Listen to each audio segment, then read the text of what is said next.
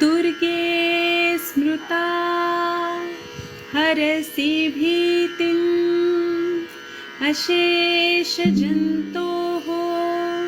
स्वस्थये स्मृता मतिमतीव शुभान् ददासि दारिद्र्यदुःखभय हारिणिका त्वदन्या सर्वोपकारकरणाय सदार्द्रचित्ता सर्वमङ्गलमाङ्गल्ये शिवे सर्वार्थसाधिके शरण्ये त्र्यम्बके गौरी नारायणि नमोस्तुते।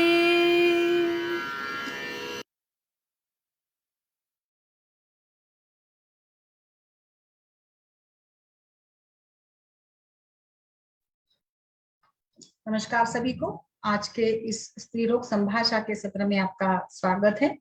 आज हम लोग चर्चा करते हैं इन्वेस्टिगेशंस और किस प्रकार से स्त्री रोगों में अलग अलग टाइप के टेस्ट करने जरूरी होते हैं और कहाँ पे कौन से टेस्ट का हम लोग प्रयोग कर सकते हैं। सबसे पहले तो मैं कुछ टेस्ट के नाम बताना चाहूंगी। जैसे आमतौर पर हम लोग सभी जानते हैं कि कौन से टेस्ट का हम लोग उपयोग करते हैं। आप सभी टेस्ट के नाम तो वैसे जानते होंगे। सबसे पहले लाइक आता है, इसमें ब्लड वैल्यूज आती है। अभी एक इंपॉर्टेंट बात मैं बताना चाहूंगी कि investigations are concern with the specific type of symptoms. Sign and symptoms आपको जो भी पेशेंट्स में मिलते हैं ना, इसी के ऊपर आपको इन्वेस्टिगेशंस को गो थ्रू करना पड़ेगा। इसीलिए बेसिक सबसे कोई भी पेशेंट हो, आपको सीबीसी रूटीन और यूरिन, तो सीबीसी और यूरिन रूटीन ये तो मुझे लगता है कि हर इसमें आपको करवाना जरूरी है। ब्लड वैल्यूज में भी कई बार एक अलग अलग टाइप पे हमें करना पड़ता है। कुछ ब्लड सीरम के भी टेस्ट होते हैं, वो भी हम लोग आगे डिस्कस करेंगे। यूरिन एग्जामिनेशन, यूरिन में रूटीन यूरिन और माइक्रोस्कोपिक, जहाँ पे जो भी जरूरत होंगी उस प्रकार से उसमें भी देखना पड़ेगा। नेक्स्ट आता है फिर यूरेथ्रल, वजाइनल और सर्वाइकल, अगर कोई डिस्चार्ज होता हो तो डिस्चार्ज के पेशेंट्स में कैसे कलेक्ट किया जाए। फिर आता है लाइक साइटोलॉजिकल, कुछ जरूरत है क्या, फिर कोलोस्कोपी की जरूरत है क्या, इमेजिंग टेक्निक्स में एमआरआई है, एक्सरे है, एंडोमेट्रियल सैंपलिंग है, बायोप्सीज है अलग अलग टाइप के। जहां पर आपको डाउट आता है लाइक वहां पर कैंसर्स के लिए स्क्रीनिंग के लिए पर हम लोग बायोप्सीज करते हैं और एंडोस्कोपी की जाती है, हार्मोनल एसेज होते हैं। ऐसे कई सारे टेस्ट होते हैं जो हम लोग रूटीन में जिसका प्रयोग करते जाते हैं। तो एक हम लोग क्या करेंगे कि एक डिसीज वाइज भी हम लोग डिस्कस करेंगे और जो रूटीन जरूरी है उसको भी हम लोग यहाँ पे डिस्कस करेंगे कि कौन से इन्वेस्टिगेशंस की हमें जरूरत होती है। इसमें कुछ इंपॉर्टेंट वाले जो होते हैं, हीमोग्लोबिन ब्लड रूटीन में बहुत ही ज्यादा लाइक एक्सेसिव ब्लीडिंग अगर हो रही होती है, पेशेंट रक्त प्रदर का आता है, तो उसमें आपको मेरे विचार से हीमोग्लोबिन काउंट सीबीसी रूटीन करवाने की जरूरत पड़ेगी। इसके साथ साथ ब्लीडिंग अगर ज्यादा हो रही है तो you can go with like हम लोगों को एक स्कैनिंग करवानी होगी, यूएसजी करवाना होगा। रूटीन जो यूएसजी करवाते हैं हम लोग उस टाइप में आप करवा सकते हैं। टोटल डिफरेंशियल काउंट हम लोग करेंगे। पीआईडी का पेशेंट अगर हो, पेल्विक इन्फ्लेमेटरी डिसीज का पेशेंट हो, तो वहां पे differential count, TLC, DLC, ESR कराना होगा। हीमोग्लोबिन तो करेंगे ही करेंगे। प्लेटलेट काउंट करेंगे हम लोग। कुछ जहां पर अभी प्लेटलेट काउंट या बीटीसीटी, वैसे तो जहां पर भी आपको लगता है कि ब्लीडिंग बहुत ज्यादा हो रही है उन सभी में, फिर वो मेनोपॉजल, बट खास करके ब्लीडिंग काउंट या बीटीसीटी का जो होगा वो प्यूबर्टल मेनोरोजिया होगा, यानी प्यूबर्टी के एज में ही अगर बहुत ही अत्यधिक मात्रा में स्राव होता है पेशेंट में, तो वहाँ हम लोग यूएसजी भी करवा देंगे। और यूएसजी के साथ साथ बीटीसीटी, प्लेटलेट काउंट और हीमोग्लोबिन काउंट ये भी आप करा लीजिएगा। सेलोलॉजी में वीडीआरएल और एंटीजीन, एचआईवी इन्फेक्शन के टेस्ट ये सारे आते हैं। जहां पर आपको लोकल कोई लाइक पीटी का लोकल कोई हिस्ट्री मिले या पेशेंट अगर बहुत ही ज्यादा एक्टिव हो, उस टाइप में अगर आपको मिल जाता है तो उसमें हम लोग इस प्रकार से वीडीआरएल, तो वीडीआरएल आप रूटीन भी लाइक प्रेगनेंसी में भी हम लोगों को वीडीआरएल करानी चाहिए। जहाँ पे आपको कुछ ऐसे सिम्टम्स मिले लाइक वेट लॉस हो रहा है अधिक मात्रा में, बुखार है, बार बार कोई इन्फेक्शन होता है, पेन होता है, एब्डोमेन पेन है, सूजन लगती है आपको पाल्पेशन के द्वारा, तो वहां पर आप वीडीआरएल करा सकते हैं। मतलब वीडीआरएल भी एक बेसिक ही टेस्ट है जहां आपको एक्टिव, सेक्सुअली एक्टिव पेशेंट अगर है और कुछ आपको डाउटफुल लगता होगा तो वहां पर आप इसको कर सकते हैं। यूरिन का एनालिसिस भी आपको रूटीन तो बार आपको जो भी नॉर्मल भी कर सकते हैं, प्रेगनेंसी में करिएगा। रिलेटेड सिम्टम्स अगर होते हैं, पेट दर्द, पेशाब की कुछ समस्या है, उसमें तो करना ही है। यूरिन अगर पेशेंट बताता है कि बुखार भी आता है और पेशाब में तकलीफ है, मूत्रपुच्छता है, तो वहां पर आपको पस सेल्स के लिए, यूटीआई के लिए, जैसे सिस्टोसील है, यूरिनरी कुछ कंप्लेंट्स लेकर आती है, फिस्चुला की कंप्लेंट्स लेकर आती है, तो वहां पे हम लोगों को यूरिन कल्चर कराना होगा। यूरिन प्रेगनेंसी टेस्ट हम लोग डायग्नोसिस के लिए कराते हैं, प्रेगनेंसी डायग्नोसिस के लिए यूरिन यूपीटी कराई जाती है। यूरिन कलेक्शन कैथेटर से कलेक्शन किया जाता है, मिड स्ट्रीम कलेक्शन कर सकते हैं, सुप्राप्यूबिक ब्लैडर को पंक्चर कर कर भी उसका कलेक्शन किया जाता है कैथेटराइजेशन के द्वारा, या जैसे पेशेंट की जो भी लाइक कंडीशन होगी ना, उसके हिसाब से हम लोगों को ये यूरिन कलेक्ट करना पड़ेगा। लाइक बट पहला जो मिड स्ट्रीम यूरिन है, अर्ली मॉर्निंग सैंपल, पेशेंट में अगर आपको डायबिटीज या ऐसे टाइप की हिस्ट्री मिल जाती है, तो वहां पे स्पेसिफिकली आपको मॉर्निंग सैंपल ही कलेक्ट करना पड़ता है। पेशेंट कंप्लेन करता है any type of vaginal discharge, तो मेथड क्या रहेगी कलेक्शन की, पेशेंट नॉट टू हैव वो वजाइनल डस्ट, तो आप लाइक हम बहुत बार ऐसे होता है कि धावन वगैरह या क्लीनिंग वगैरह बता देते हैं, तो उसमें पेशेंट को एटलीस्ट 24 आवर्स तक उसने कुछ भी डस्ट या धावन नहीं किया होगा, इस समय पे ही आपको वजाइनल डिस्चार्ज का कलेक्शन करवा सकते हैं हम लोग। कसकोज जो स्पेकुलम आता है, इसको इंट्रोड्यूस कराकर हम लोगों को ये डिस्चार्ज पोस्टीरियर फॉर्निक्स के साथ हम ये कलेक्ट कर सकते हैं। फिर इसका माइक्रोस्कोपिक एग्जामिनेशन करना होगा, इसका आप कल्चर वगैरह भी करा सकते हैं, जहां पर आपको कर्डी डिस्चार्ज, कुछ पस सेल्स और लाइक ब्लडी डिस्चार्ज है, मतलब इट डिपेंड्स अपॉन कुछ कैंडिड टाइप का इन्फेक्शन लगता है, ऐसे सही कई सारे इसमें हम लोगों को ये कराना पड़ेगा। पेशेंट इसके साथ साथ वजाइनल डिस्चार्ज कंप्लेंट करती है पेशेंट, महिला 40 साल के बाद वाली, 35 की एज वाली होगी, तो हम लोग उसमें पैप टेस्ट कराएंगे, जो कि एक रूटीन स्क्रीनिंग का टेस्ट होता है, जो मुझे लगता है आप सभी जानते हैं कि कैंसर के लिए भी स्क्रीनिंग कराते हैं। आप सजेस्ट करिएगा मेनोपॉजल एज के पेशेंट्स को कि आप कम से कम 2 साल में एक बार तो वो पेप्समियर टेस्ट जरूर कराए, जो कि आपको ये पैप्समियर एक्चुअली कैंसर का ही नहीं है, बट लाइक कोई भी वायरल इन्फेक्शन लाइक हर्पीस वगैरह है, तो इसके लिए भी हम लोग इसको करा सकते हैं। ठीक है, तो ये पैप्समियर का स्क्रीनिंग स्पेशली बट कैंसर के लिए भी ये किया जाता है, जो एक आर्म है इसका।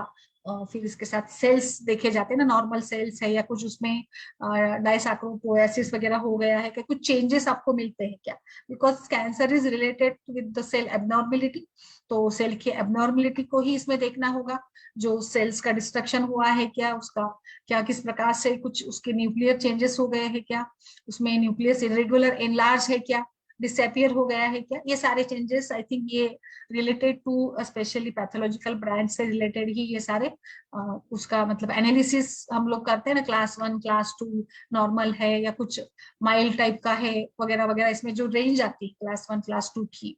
तो बट इसमें भी देखिए हर टेस्ट का एक लिमिटेशन है, इन्वेस्टिगेशंस हम लोग जरूर कराएंगे but it should be correlated और क्लिनिकल साइन और सिम्टम्स के साथ ही इसको हम लोगों को कोरिलेट कर कर ही इसको करना पड़ेगा, जो कि सही मायने में अच्छा रहेगा, है ना।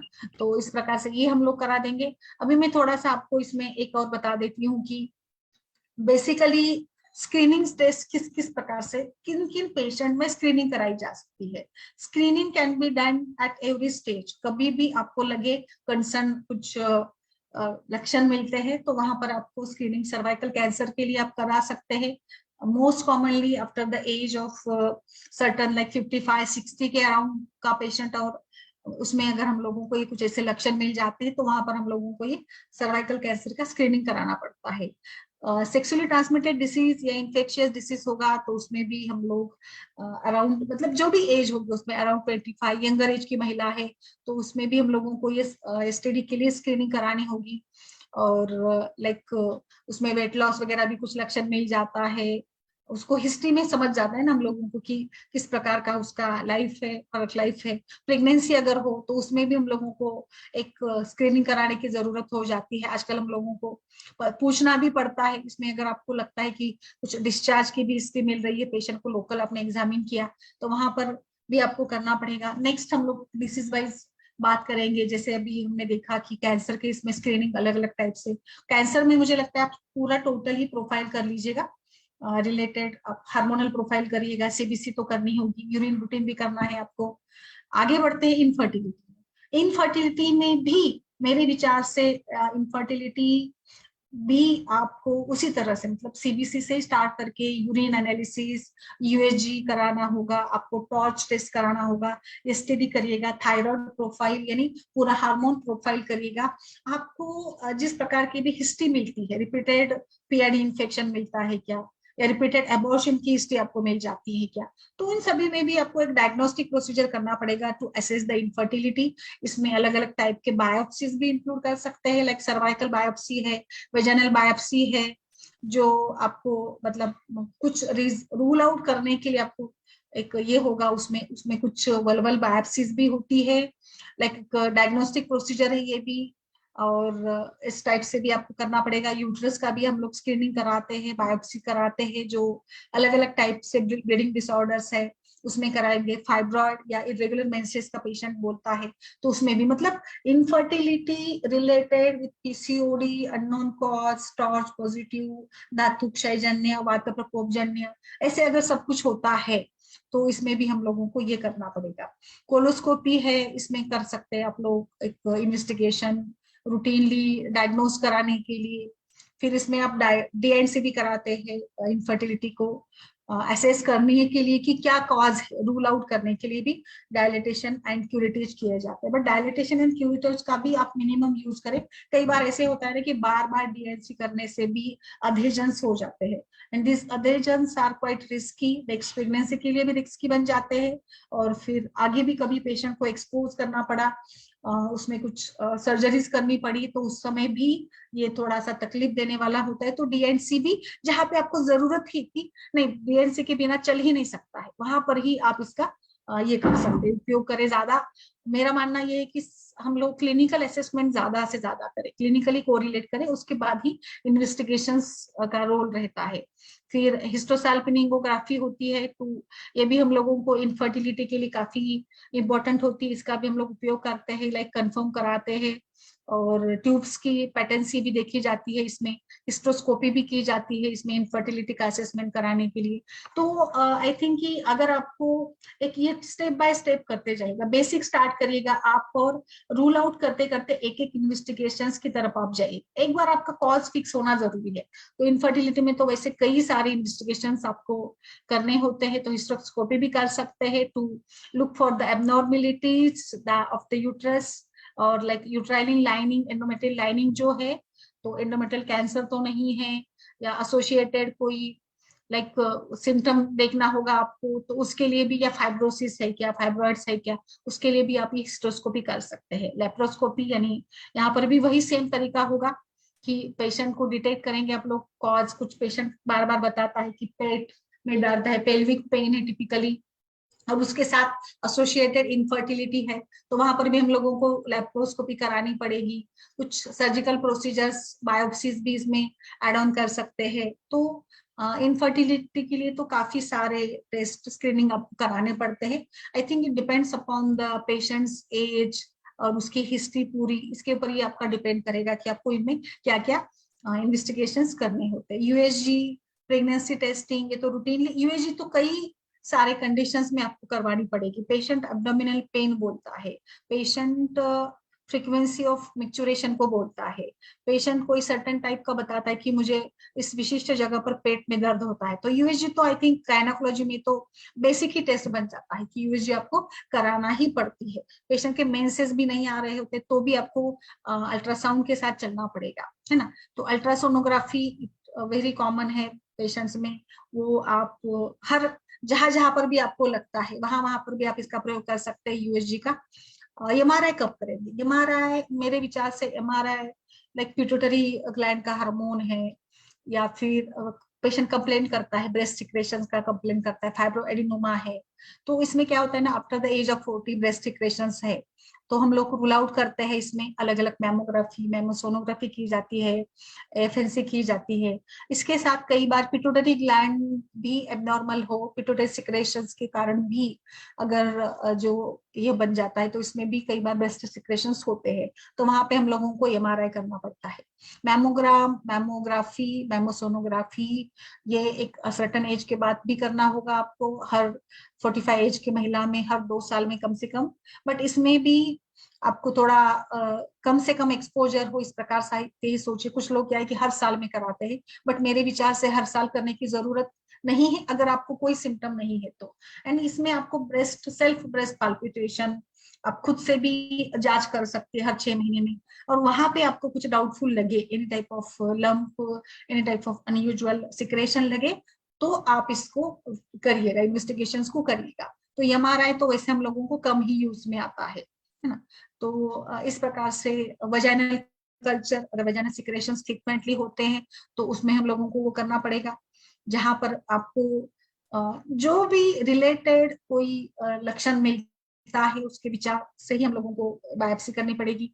बोन डेंसिटी टेस्ट एक कॉमन है, जहां पर पेशेंट टिपिकली कंप्लेन करता है बोन को लेकर कि पेन वगैरह है, तो इसमें हम लोगों को बोन बायोप्सी करानी पड़ेगी।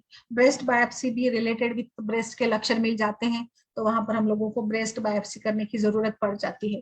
तो मेरे विचार से लक्षण के हिसाब से ही आपको पूरे इन्वेस्टिगेशंस करने की जरूरत पड़ती है। अभी हम लोग एक डिसीज वाइज में थोड़ा सा आपको गाइड करती हूँ कि कौन से डिसीज में किस प्रकार से विचार हम लोग कर सकते हैं। तो इनफर्टिलिटी का तो मैंने बता दिया।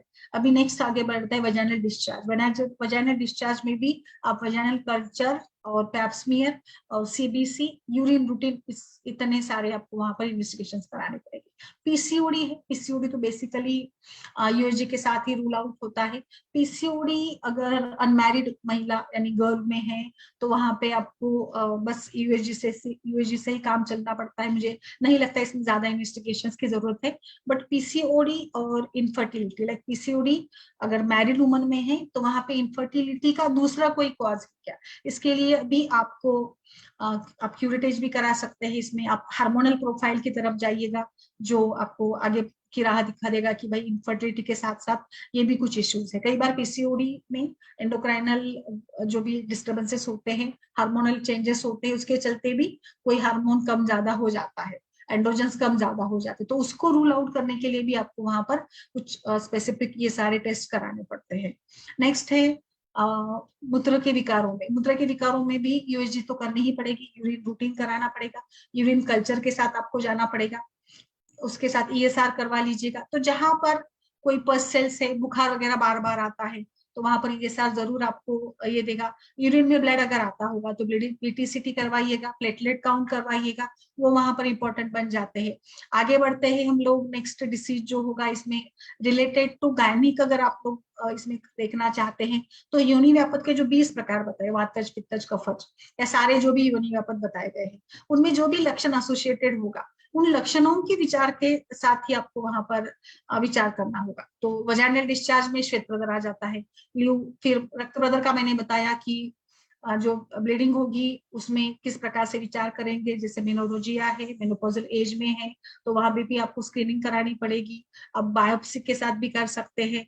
अगर गर्ल में है तो वहां पर भी आपको बायोप्सी करानी पड़ेगी, या फिर आप वहां पे कुछ हार्मोन्स का भी प्रोफाइल वहां पे देख सकते हैं, या फिर बीटीसीटी भी करवाइएगा अगर अर्ली एज में ही महिला में या लड़की में अगर आपको मेनोरोजिया वगैरह के सिम्टम्स मिल जाते हैं, तो वहां पर इस प्रकार से आप विचार कर सकती है। एंडोमेट्रियोसिस है तो एंडोमेट्रियोसिस में लोकल एग्जामिनेशन इंपॉर्टेंट होगा। एंडोमेट्रियोसिस में मेरे विचार से बाकी तो एक यूएसजी ही इंपॉर्टेंट है, और लोकल आप एग्जामिनेशन खुद से करें, दर्शन परीक्षा उसमें करने की जरूरत है। एक ईएसआर देख लीजिएगा एंडोमेट्रियोसिस में। एडिनोमायोसिस में भी आपको यूएसजी ही मदद, मतलब स्त्रियों के सारे विकारों में बेसिक आपको यूएसजी ही ज्यादा इंपॉर्टेंट हो जाती है, और यूएसजी और रूटीन सीबीसी बहुत ज्यादा इंपॉर्टेंट हो जाती है। Next pregnancy. प्रेगनेंसी के फर्स्ट ट्राइमेस्टर में तो सबसे पहले बेसिक स्टार्ट करिएगा, CBC, blood group, ESR, haemoglobin देखिएगा, यूरिन रूटीन करवा दीजिएगा। फिर जैसे हम लोग एनोमली की बायोप्सी करा सकते हैं इसमें। फिर आपको जो भी एसोसिएटेड अगर लगता होगा, कुछ लक्षण टिपिकली है, पेशेंट को थायराइड की समस्या होती है तो थायराइड के ऊपर भी आपको देखना पड़ेगा।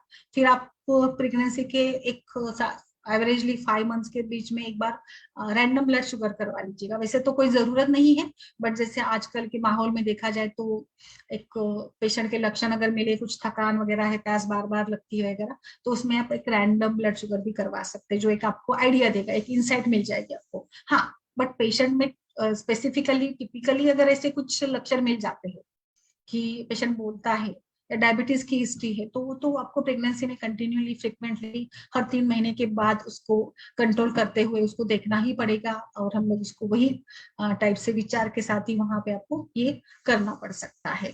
ठीक है, तो इस प्रकार से मुझे लगता है कि हर एक जो भी डिसीज है उस डिसीज में अलग अलग टाइप से दर्शन स्पर्शन परीक्षा और जो इन्वेस्टिगेशन जहां पर जरूरी है।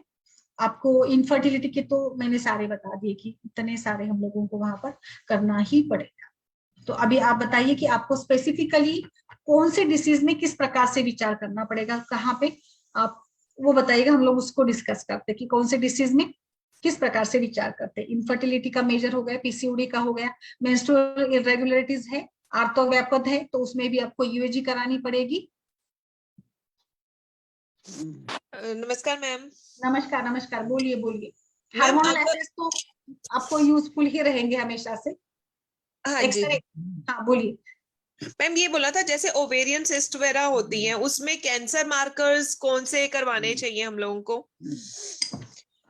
कैंसर मार्कर्स, हाँ जी मैम। अच्छा, और कुछ ओवरी बस सिस्ट में? मैम, ओवेरियन सिस्ट हो गया और मान लो वो है थिक एंडोमेट्रियम है।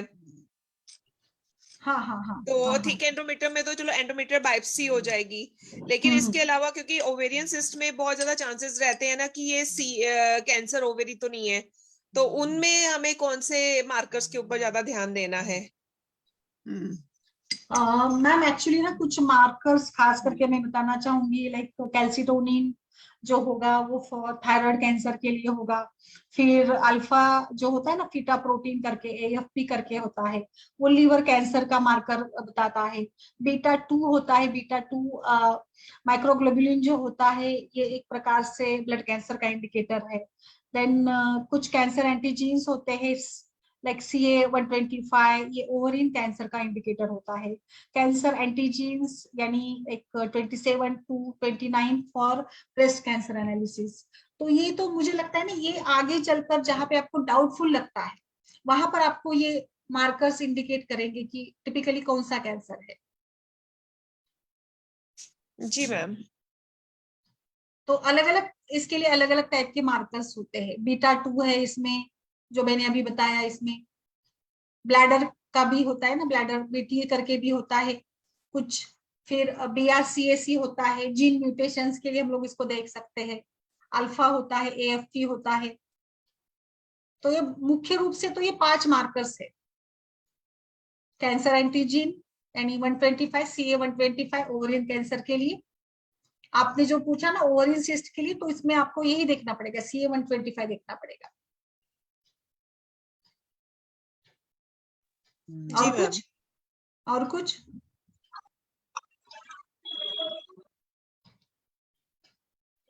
Good evening ma'am.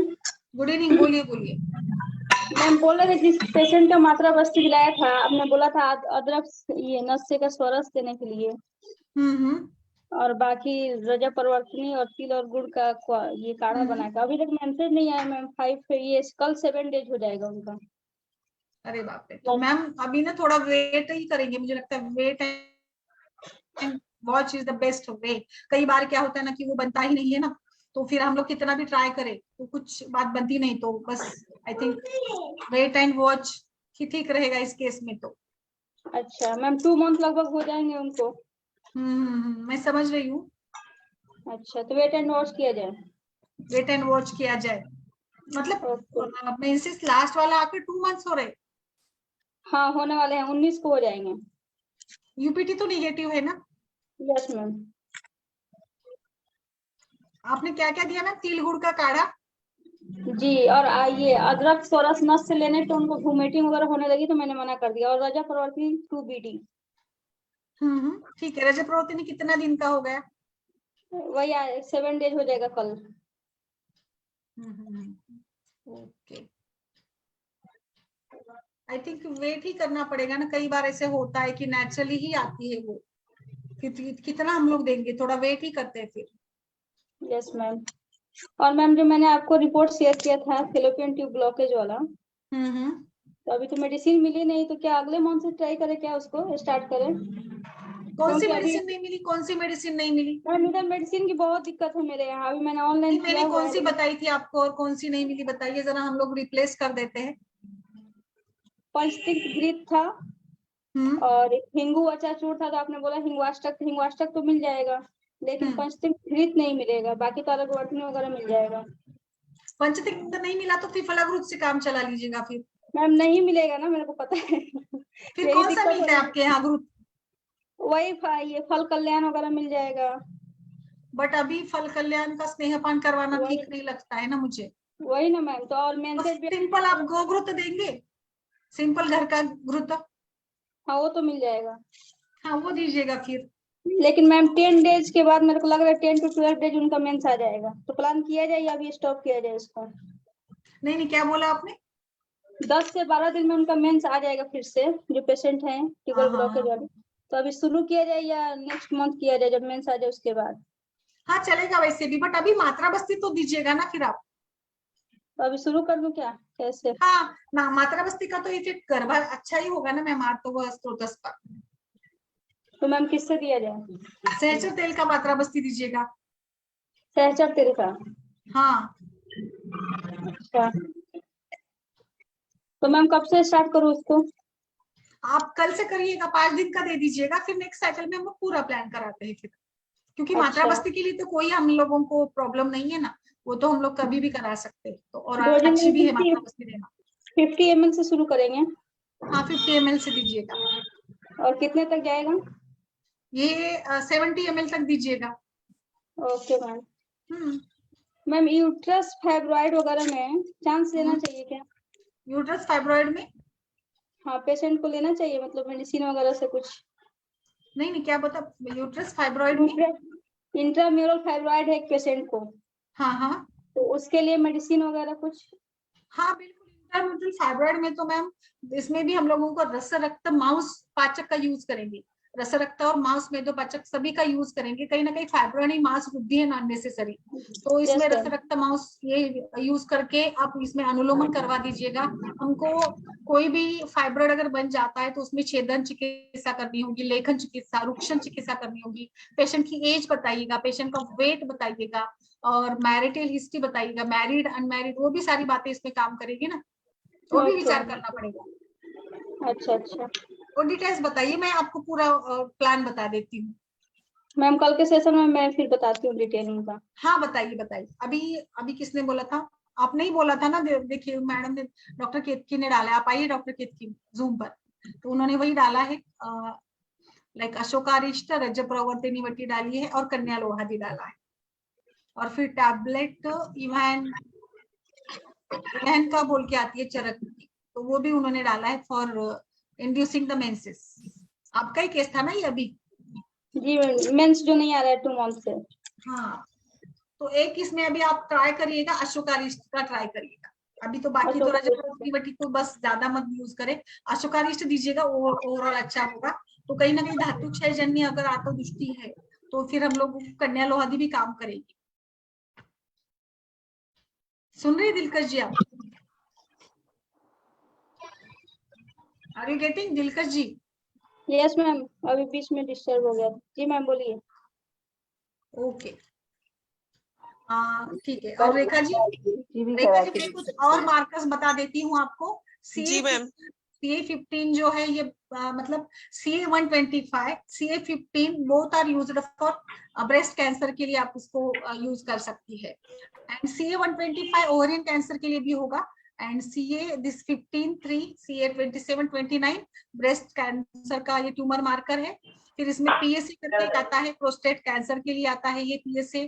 और नेक्स्ट वाला जो है CEA करके आता है, ये भी खास करके हम लोगों को इसी टाइप के लाइक कोलोनिक कैंसर के लिए वगैरह ये ट्यूमर का मार्कर होता है। AFP का तो मैंने ऑलरेडी बता दिया आपको, लीवर कैंसर के लिए ये मार्कर है। B2M जो होगा ये मल्टीपल माइलोमाज वगैरह होते हैं ना, लिम्फोमा वगैरह, उस टाइप का ये मार्कर होता है। तो ये एक अलग ही है, मुझे लगता है आपको लक्षण देखकर ही ये सारे करने पड़ेंगे। जी मैम। समझ आया? Are you getting? Yes ma'am. हाँ, और कुछ आप स्पेसिफिक डिसीज बताइएगा कि जिसमें हम लोग कैसे विचार करें कि क्या इन्वेस्टिगेशंस करने हैं, आपको कहाँ पे कंफ्यूज होता है वो बताइए मुझे, सपना जी, रेखा जी, रंजित जी, कि कौन से डिसीज में आपको लगता है कि और कैसे आगे बढ़े। मैम मुझे इनफर्टिलिटी और फाइब्रॉइड के केस में होता है कि हाँ, मतलब उनमें देखिए मैम, इनफर्टिलिटी तो वाइड है, इसमें तो आपको सारे ही करने पड़ते हैं स्टेप बाय स्टेप। बेसिक में यस मैम सीबीसी का वैसे ज्यादा रोल नहीं है, बट लाइक एक धातु का बल और हीमोग्लोबिन काउंट नॉर्मल, आरबीसी है क्या, एनीमिया है क्या, वो देखने के लिए करेंगे हम लोग। इसमें यूरिन रूटीन करवा दीजिएगा, जिसके साथ कोई यस पस मैम सेल्स, इपिथेलियल सेल्स या अनयूजुअल कोई आता है वो देखने को मिलेगा हमको। एक यूएसजी कराएंगे बेसिक, जिसके साथ फाइब्रॉइड्स वगैरह का पता चल जाता है। फिर यस मैम फिर आपको इसमें ना मेल पार्टनर में तो सीमेन एनालिसिस ही करना पड़ता है। फीमेल्स के लिए अब ये आपका हो गया। इसके बाद बारी आती है, इसमें कुछ नहीं मिला, बारी आती है थायराइड और हार्मोनल प्रोफाइल की, क्योंकि कई बार हार्मोन्स भी इम्बैलेंस होने के साथ साथ मतलब कई ऐसे होता है ना कि यूवीजी रिपोर्ट तो नॉर्मल है बट हार्मोन इम्बैलेंस है, कई थायराइड की लेवल या कोई दूसरे हार्मोन की लेवल कम ज्यादा है क्या, उसको आपको रूल आउट करना पड़ेगा। थायराइड प्रोफाइल या हार्मोनल प्रोफाइल की बात होगी इसमें। नेक्स्ट आगे फिर दूसरे वाले इन्वेस्टिगेशंस में हम लोगों को फिर डीएनसी का भी सोचना पड़ेगा, जहाँ पे आपको जरूरत लगती है। ओके मैम ऐसे मतलब एक एक करके जाना पड़ता है। फिर टॉर्च भी इसमें इंपॉर्टेंट होगा, टॉर्च यस इन्फेक्शन। मैम और बोलिए इसमें और क्या करना है आप, हम लोग डिस्कस करते हैं ना, माधुरी बोलिए और क्या करना चाहिए इसमें इनफर्टिलिटी के केसेस में। ये सारा हो गया, बेसिक हो गया, बट ना क्या है ना रंजीत जी, पेशेंट को एक ये तो नॉर्मल 5-6 तो हम लोगों को करवाने ही है, बट पेशेंट्स का मेंस्ट्रुअल पैटर्न और आपको जो लक्षण डाउटफुल मिलते हैं उनके हिसाब से हम लोगों का आगे का प्लान रहता है इसमें। यस मैम एक हम HSCG भी कराते। कन्वल जी नमस्ते, बोलिए आप बताइए क्या, बहुत दिनों के बाद बोलिए क्या क्या इन्वेस्टिगेशंस करेंगे इनफर्टिलिटी में। इनफर्टिलिटी में मैम पहले तो ये देखेंगे ब्लड ग्रुप वगैरह देखते हैं, इनिशियल टेस्ट में तो सारा हो गया, मतलब वो तो सारा हो ब्लड ग्रुप, एएमएच लेवल भी कराते हैं मैम टेस्ट ना। कौन सी? AMH level, yes yes very correct, AMH level. और AMH लेवल करवाते हैं टेस्ट में।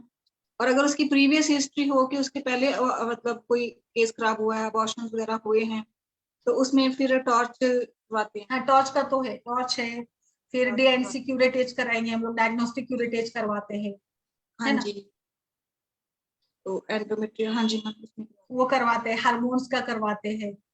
हाँ जी, सीरम प्रोलैक्टिन, FSH, LH करवाते हैं। हाँ यस यस वो और ल्यूटिनाइजिंग हार्मोन चेक करवाते हैं, थायराइड चेक करवाते हैं। और फिर ये भी करेंगे हम लोग, ओव्यूलेशन स्टडी भी करवाते हैं, वो भी इम्पोर्टेंट है। हाँ जी हाँ जी हाँ जी मैम। नॉर्मल जैसे यूट्रस का साइज क्या कंसीडर करते हैं हम लोग, 7.5 करते हैं या 7.5 सेंटीमीटर या 5.5? नहीं 7.5 ही। 7.5 राइट। और अगर आपको थोड़ा स्मॉल लगता है ना तो यहाँ पर शोधन करके रसायन चिकित्सा कर लीजिएगा। कंटिन्यू थोड़ा सा रसायन करते रहेंगे ना 6 महीने और साल तक, तो थोड़ा सा फर्क पड़ता है, जैसे धातु का बल बढ़ने से। ऐसे साइंस में हम क्या क्या करेंगे, हम जैसे दाढ़ी मादी घृत इस तरह का देंगे, ग्रहण नस्य देंगे, दाढ़ी मादी घृत देंगे, कुष्मांड नवले देंगे, सुवर्ण कल्पों का प्रयोग कर सकते हैं इसमें आप उत्तर बस्ती भी दे सकते हैं, फलगुट की वगैरह, और मांस रस का सेवन करवाएंगे इसमें। अगर हो सके तो फिर मांस रस की बस्ती भी दी जा सकती है, जो कि मांस और फिर मज्जा धातु का पोषण सब कुछ। और अगर गर्भाशय एक आशय प्रदेश है तो इसके विचार से भी हम लोगों को ये बृहन बस्ती दे सकते हैं इसमें।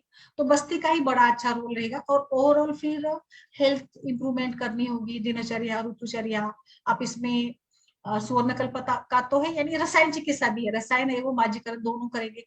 रसायन, ब्रूहन, स्नेहन, शिरोधारा, नस्य, सारा टोटल पूरा शोधन के जितने भी प्रकार, उन सभी का हम लोग इसमें प्रयोग करेंगे। बट कंटिन्यू 6 महीने साल तक करना पड़ेगा, अच्छा रिजल्ट होता है कुछ केसेस में ना, मतलब स्मॉल यूट्रस चल रही है ना मेरे पास, उसका यूट्रस का साइज 5.5 सेंटीमीटर है। अच्छा मैम, कितना एज है पेशेंट और उसका एज है मैम 28 ईयर। उसके पहले एक इशू हुआ था, तो इशू थोड़ा सा मेंटली अबनॉर्मल है वो बच्चा। अच्छा। तो वो आ रही मेरे पास ट्रीटमेंट के लिए ना। और उसकी मैम जो ऐसे रहती है कि उसको कॉन्स्टिपेशन बहुत रहती है, विवंतता बहुत है उसको। इसके आपने जो ये लेंथ वगैरह, ये लेंथ बताई आपने या क्या बताया? लेंथ बताया। अच्छा, लेंथ कितना है? हाँ जी, 5.5 सेंटीमीटर। बट मैम 5.5 तो कंसीव हो सकता है, इसमें कुछ ये नहीं है। हाँ जी, उसका मैम AMH लेवल भी कम आया ना। अच्छा अच्छा, उसका AMH लेवल भी कम है, उसकी एंडोमेट्रियम थिकनेस भी कम है। अच्छा। एंडोमेट्रियम थिकनेस उसकी मैम 4.0 mm है।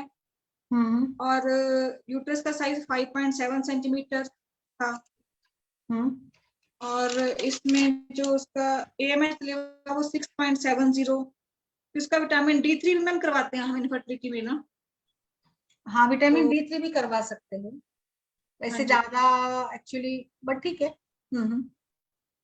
उसका विटामिन D3 भी कम आया मैम, 17.97। इसमें मैम प्रोटीन रिच, मांस धातु वर्धन, मेद धातु वर्धन चिकित्सा, स्ट्रेस रिड्यूस करना, बस रसायन ग्रहण और सब कुछ, बाकी चाय कॉफी मध्य ऐसे कुछ कम कराकर आपको हेल्दी लाइफस्टाइल और शोधन और फिर शमन चिकित्सा, काफी अच्छा रिजल्ट मिलेगा। मैं जो बता रही हूँ ना आपको, ये फलग्रुत वगैरह और सुवर्ण कल्प का काफी, हमने एक बार इसका पूरा कंप्लीट सेशन भी किया था, बट ठीक है, लाइक इसमें रसायनी चिकित्सा है। इसका मैं फलवृत्त का पिच्चू रखने को दूं उसको? हाँ हाँ बिल्कुल, पीछू भी काम अच्छा करते हैं मैम, पीछू जरूर दीजिएगा ना। पीछू आप दाढ़ी मादी ग्रुप का दे सकती है, फलग्रुत का दे सकती है। हाँ जी। तो मैम पिच्चू जो खाना है, ये पीरियड्स के कौन से डे में रखवाऊं मैं? 7th, मतलब 5वें दिन के बाद, जब में से ये ब्लीडिंग कम हो जाती है ना, उसके बाद आप लोग रख सकते हो पिच्चू का। 7 दिन के लिए? 7 दिन के लिए कर सकते, 7 दिन, 7 डेज कम से कम करवाइएगा। जी जी। बहुत अच्छा रहता है। सुवर्ण की कल्पों का प्रयोग जरूर करें, रसायन और शिलाजित वटी वगैरह भी दे सकते हैं ना इसमें। 1-2 केसेस मैंने स्वर्ण देखे। बसंत मालती दे सकते हैं मैम इसमें? कौन सा? स्वर्ण कल्प में कौन सा दूं? स्वर्ण बसंत मालती? स्वर्ण मालती वसंत दीजिएगा, स्वर्ण मालती वसंत, काफी अच्छा काम करेगा। हाँ, फलग्रुत खाने को भी दे सकते, बिल्कुल दे सकते, क्यों नहीं देंगे। जी जी। फिर इसमें ना इस पेशेंट को ना शतावरी विभंग बहुत है। और मैं जो बताती हूँ ना बला वगैरह जीवनी गण का, उसका क्षीरपाक भी दीजिएगा जरूर। शतावरी का भी अच्छा काम है मैम, हाँ जी। उसको जरूर करिए आप। स्टावरी मैम जो हिमालय के आता है टैबलेट्स, वो ठीक रहेगा ना? कौन सा? हिमालय की मैम आती है ना सिंगल ड्रग, ठीक है मैम, स्टावरी। ठीक है ठीक है मैम। इसमें ना आपको ना एक और शतपुष्पा भी दीजिएगा चूर्ण के रूप में, और दूसरा ना एक चिरुवल्लादी करके एक कषाय आता है, चिरुविलवादी कषाय, कौन सा? चिरुविलवादी कषाय, अच्छा जी। वो भी काफी अच्छा है। राइट। मैम ये चिरबिलवादी किस लिए है? चिरुबिलवादी मैम वो भी एक टाइप का, मतलब यही है, पोषण और रसायन का भी काम करता है। तो इसको कैसे देंगे? इसको ना 15 से 20 ml आफ्टर खाने के बाद दीजिएगा।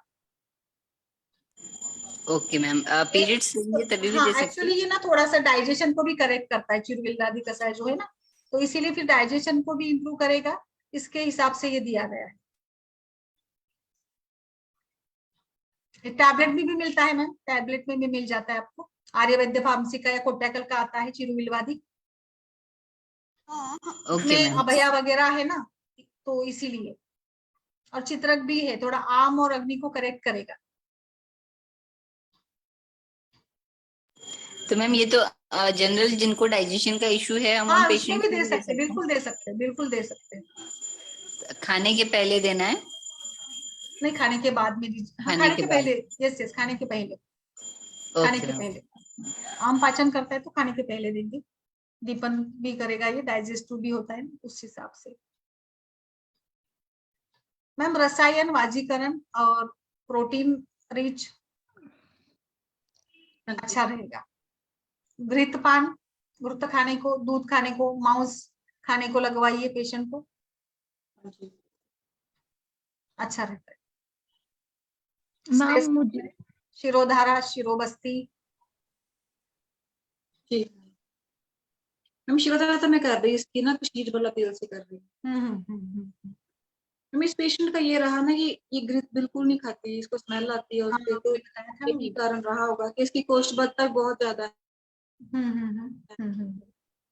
तो मैंने इसको आज त्रिवृत लेहम दिया है। पहले मैंने इसको ईरान ब्रिस्ट की दी थी, तो उससे इसको रिलीफ नहीं मिला। अच्छा, और मैंने इसको बस्तियां भी दी हैं, शीरबाला की और अरंड ऑयल की बस्ती भी दी है, उससे भी इसकी ना जो कॉन्स्टिपेशन है वो रिलीफ नहीं हो गई। तो फिर अभी घृत नहीं खाती है तो थोड़ा मुश्किल हो जाएगा।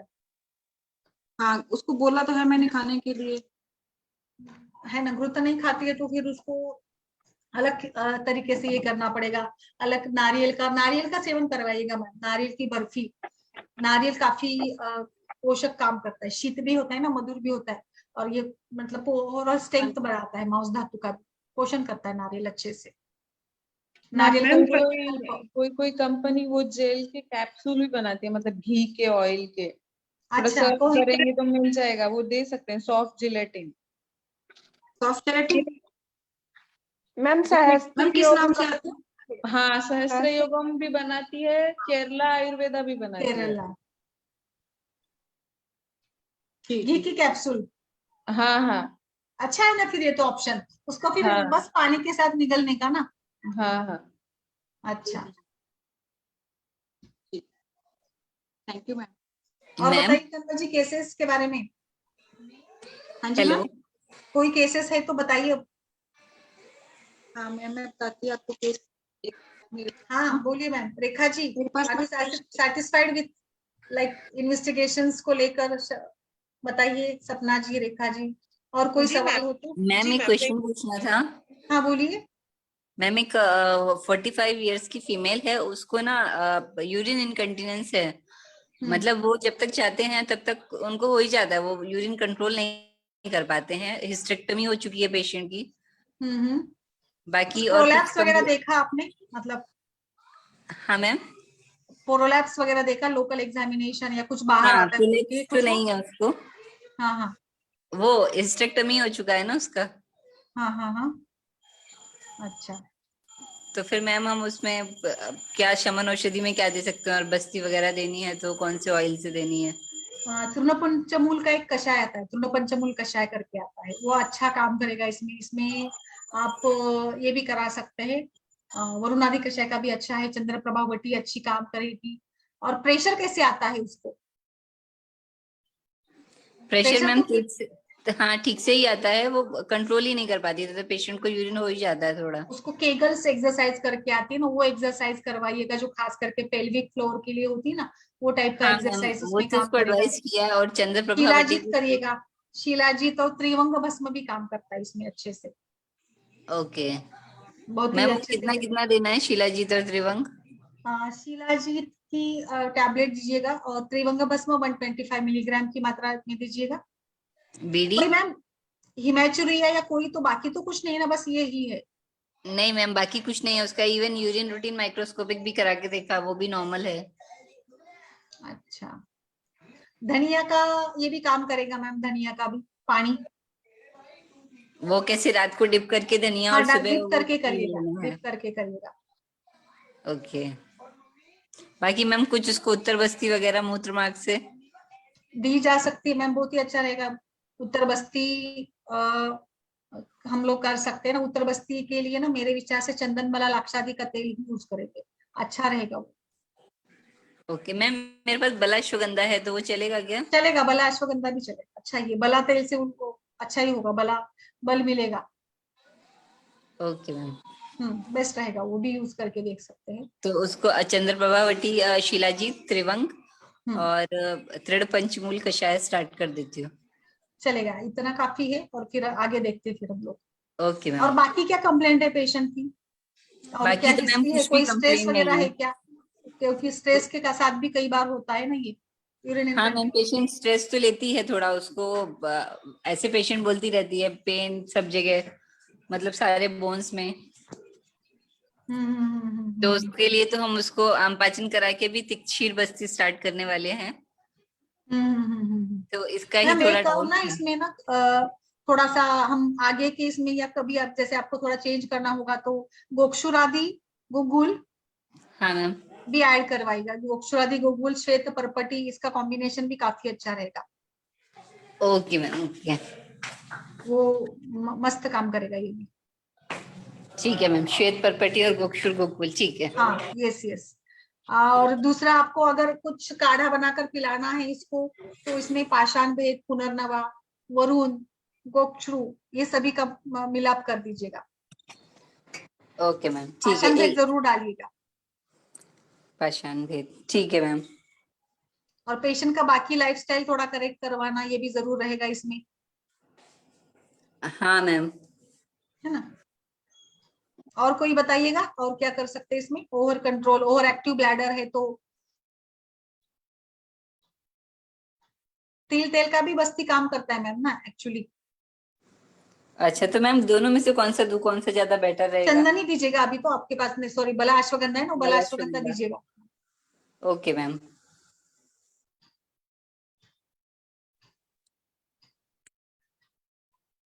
मैम एक और मैं बताती हूँ आपको, आपके पास रीठा होता है ना, रीठा। हाँ मैम। तो रीठे को ना भिगो कर पेशेंट को, लाइक रात भर आपने भिगो दिया एंड फिर उसको आप ये कर दीजिएगा, सवेरे ना स्मैश कर दीजिएगा रीठे को।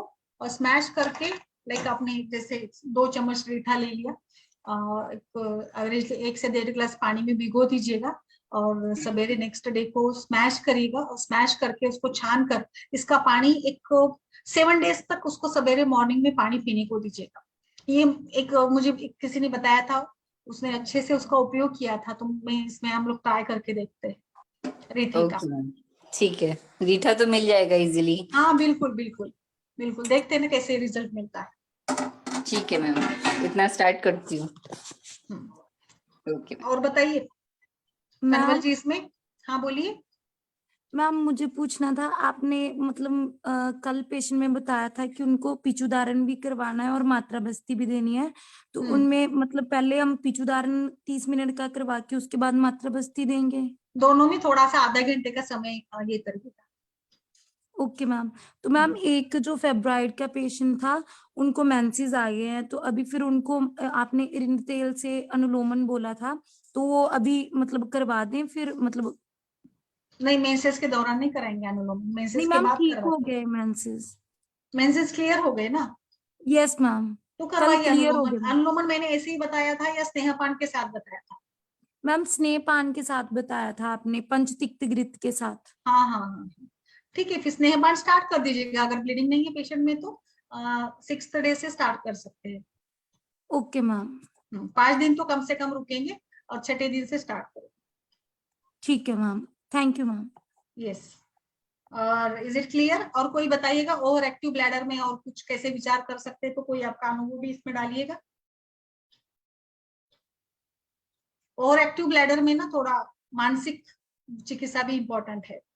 मेंटली पेशेंट को ना एंगेज करना किसी काम में, क्योंकि वो क्या होता है ना, उसको आदत लगती है कि मुझे, और ये लाइक हमारा एक जो मलमूत्र वेग है, मैं हमेशा बताती हूँ कि ये इट डिपेंड्स अपॉन ट्रेनिंग। आप कैसे ट्रेनिंग देते हो आपको ब्लैडर को, जिस प्रकार से ट्रेनिंग देते हैं ना उस टाइप का वो एक्ट होता है। तो जैसे देखिए, मैंने एक बार वो भी समझाया था कि जो एक सेंसेशन है इट इज रिलेटेड विथ मन। तो मन ये एक स्पर्शन का भी ये होता है, मतलब मन और त्वचा और ये रिफ्लेक्सेस, इन सभी का एक दूसरे के साथ संपर्क होता है। तो जो मन में भाव आ गया, एक स्पर्श संवेदना, तो बस वो किए बिना हम लोगों को रहा नहीं जाता। तो यहाँ पर भी वही है। तो मन के ऊपर भी चिकित्सा की जरूरत है। उसको, उस लेडी को कहीं एंगेज रखिएगा काम में, मतलब 3-4 घंटे बाद तो इट्स ओके, 3-4 घंटे के बाद यूरिन आना ओके, बट 1-1 घंटे के बाद अगर यूरिन आती है तो कहीं ना कहीं कुछ ऑब्सेसिव कंपल्सिव या मेंटल इन्वॉल्वमेंट जरूर है। उसको केवल ये सारे दवाओं नहीं से नहीं चलेगा, तो थोड़ा मनोबल भी बढ़ाना होगा, प्रैक्टिसेस करके योगा प्राणायाम और मन को अलग तरीके से इन्वॉल्व करके कुछ कामों में, वो भी बहुत अच्छा ऑप्शन रहता है। सपना जी। मैम इसमें मूल बंद भी बहुत हेल्पफुल है, मूल बंद और उडैन मतलब बंद बहुत हेल्पफुल है। मंद, यस यस, मंद से वही कंसंट्रेशन प्रैक्टिस हो गई ना, बंद नहीं है। हाँ जी मैम। और इन्वेस्टिगेशंस के बारे में बताइए, आर यू सेटिस्फाइड? और कुछ आपको है इसमें? नहीं मैम मैम, ये ये सारा कवर हो गया। मैम ये ऐसा है, अगर हाँ ये बोलिए। ओवर एक्टिव ब्लैडर, ये अगर बच्चों की बेड वेटिंग समस्या से रिलेट अगर किया जाए ना, मैम ने अभी मूलबंद बोला तो मुझे याद आया, वो कमर में काला धागा बांध के ना उसमें एक सुपारी बांध देते थे, तो वो भी ट्राई कर सकते हैं, उससे वो ओवर एक्टिव ब्लैडर कम हो जाएगा शायद। ये देवम पाश्चात्य चिकित्सा में जैसे हो गया थोड़ा, है ना? सुपारी, वो सिंपल टाइट, अपनी खाने वाली सुपारी, कौन सी सुपारी? हाँ हाँ हाँ हाँ, सुपारी, या अपना ये नहीं आता हल्दी का खांड, हड़कुंड बोलते हैं मैम हम हड़कुंड। लोग, तो वो टाइट रहता है वहां पे, और उसी से कुछ मर्म स्थान या कुछ प्रेस होता होगा, I don't know that exact reason, पर ऐसा करते हैं और फिर अच्छा, वो समस्या ठीक हो जाती है, तो वो भी कुछ ट्राई कर सकते हैं। मैम वो खड़ा हल्दी लेना है या सुपारी लेना है? दोनों में से एक, कोई दोनों में भी। से एक। Okay okay. और मैम अलका जी बोलिए, आपका कल का वाला जो आपने बोला था उसमें आपने दे दिया बच्चे को, वो सारा स्टार्ट किया? हाँ मैम, उनको चालू कर दिया, अभी कंटिन्यू कल से किया है, कल शाम को दिया था, अभी आज हाँ? से कंटिन्यू करेंगे वो। अच्छा अच्छा, जी ma'am. Yes yes, very nice. और मैम एक पूछना था मुझे, एक 65 वेट है उनका, 18 ईयर्स फीमेल है, मैरिज को 2 साल हुए अभी, और प्रेगनेंसी कंसीव नहीं हो रही है, रिपोर्ट एज तो क्या उन्होंने बोली? कुछ करवाए नहीं है अभी। हाँ,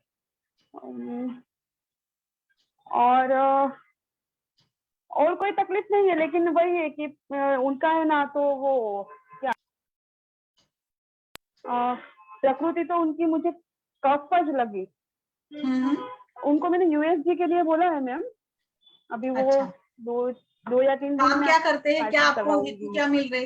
कोई आपने थायराइड प्रोफाइल किया, टॉर्च वगैरह किया, एनीथिंग, इन्वेस्टिगेशंस? नहीं मैम, अभी तो कुछ नहीं करवाया है, अभी मैंने सिर्फ लिपन पैटर्न ही दिया है उनको। मैंने बोला है 1 वीक के बाद आओ, आप बाद में हम आपकी पूरी इन्वेस्टिगेशन करवा लेंगे, ऐसा बोला है उनको मैंने। अभी तो उनका दीपन पैटर्न ही दिया है मैंने, और अनुलोमन के लिए शायद एरन ट्विस्ट ही दिया है अभी तो। लेकिन मैं इनका सोच रही थी कि मैं प्रॉपर इनका विरेचन करवाऊं। बिल्कुल करिए मैम, अनुलोमन से काफी अच्छा ये होता है, शोधन होता है, फिर रसायन करेगा। देखिए इनफर्टिलिटी में दीपन, पाचन, शोधन, शमन और रसायन, वाजीकरण, यही सारा सीक्वेंस रहता है। जी मैम जी। अभी वो 2 या 3 दिन हो गए शायद, इसलिए मुझे परफेक्ट याद नहीं आ रहा है मैंने क्या क्या दिया उनको।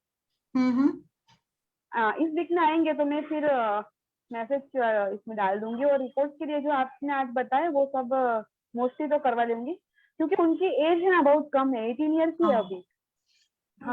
कई बार ऐसे होता है मैम, अर्ली शादी में भी दिक्कत आती है ना, इमैच्योर, मतलब मैच्योर होना चाहिए, तो आई थिंक कि वो जो बोला गया है ना सारे भी जरूरी बन जाते हैं।